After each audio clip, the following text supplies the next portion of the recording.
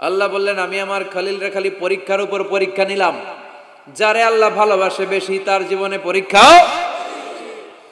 বিশ্ব নবীরে আল্লাহ বুঝাতে চাইলেন, ও আমার নবী, আপনার জীবনটা পরীক্ষাময়।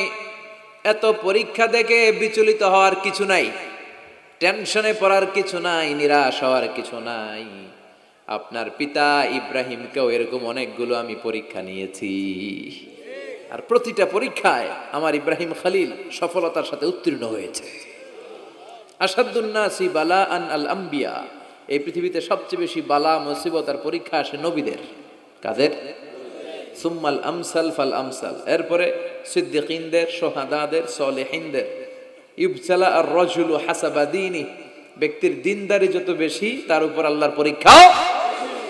এজন্য মুমিন পরীক্ষাতে ভয় পায় না, মুমিন কখনো বিচলিত হয় না। মুমিন ভরসা রাখে একজনের উপর, চিল্লায় বলেন তিনি কে? আল্লাহ বললেন, পরীক্ষার পর পাহাড় সম পরীক্ষা দিয়ে আমি আমার খলিল ইব্রাহিমকে যাচাই করেছি। একটা পরীক্ষায় ইব্রাহিম ফেল করে নাই, প্রতিটা পরীক্ষায় পাস। এগুলো বলে বলে বিষ্ণুনবীর আল্লাহ সান্ত্বনা দিচ্ছেন, নবী, ওরা আপনারে গালি দেয় জাদুকর বলে, ওরা আপনারে গালি দেয় গণক বলে, ওরা আপনারে কবি বলে গালি দেয়, ওরা আপনারে পাগল বলে গালি দেয়, একটার পর একটা পরীক্ষায় আপনি জর্জরিত হচ্ছেন। নবী, আপনার পিতা ইব্রাহিম তো এর চেয়েও বেশি পরীক্ষায় পড়েছে। দুনিয়াতে আমরাও যারা পরীক্ষার শিকার, আমরাও সাইয়েদনা ইব্রাহিমের জীবনী থেকে শিক্ষা নেওয়ার দরকার আছে না নাই?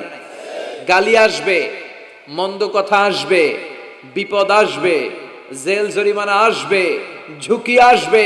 এই ঝুঁকি আর রিস্কের মধ্য দিয়ে কালিমার দাওয়াতের প্রচারের কাজ করতে হবে। চিল্লা এখন ঠিক কিনা? এটাই মুমিনের বৈশিষ্ট্য।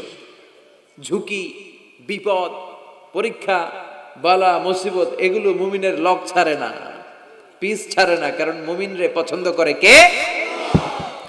মুমিন খুব ভালো করেই জানে বিপদের পরেই বিজয় দান করবে কে।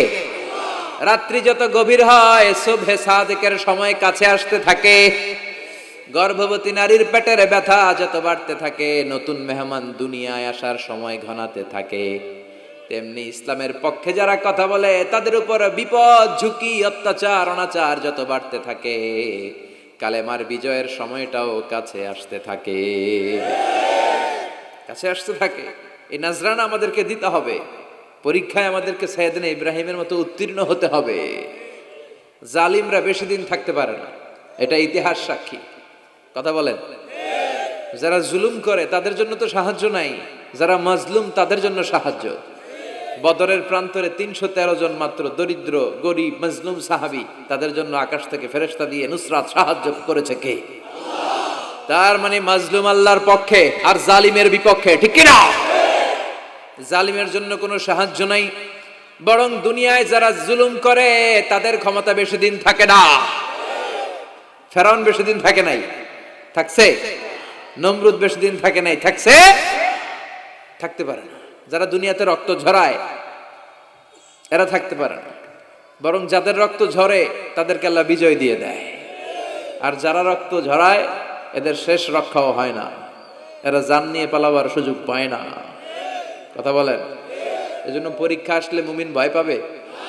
মুমিনের হৃদয়ে ভয় আছে কার? চিল্লায় বলেন। আল্লাহর ভয় নিয়ে থাকতে হবে। সাইয়েদনা ইব্রাহিমকে একটার পর একটা পরীক্ষায় আল্লাহ ফেলেছেন, একটার পর একটা পরীক্ষায় আল্লাহ ফেলেছেন, কিন্তু এই পরীক্ষায় তিনি গোল্ডেন এ প্লাস। সুবহানাল্লাহ পড়েন। রব্বুল আলামিন বলেন, ওয়া ইয বিতালা ইব্রাহিমা রাব্বুহু বিকালিমাতিন ফাতাম্মাহুন্না ক্বালা ইন্নী জাইলুকা লিন-নাসি ইমামা। ও খলিল, একটার পর একটা পরীক্ষা আমি তোমার জীবনে নিয়েছি। বিশ্বনবীরে বললেন, আমার ইব্রাহিমের উপর একটার পর একটা পরীক্ষা আমি নিয়েছি, ইব্রাহিম প্রতিটা পরীক্ষায় পাস।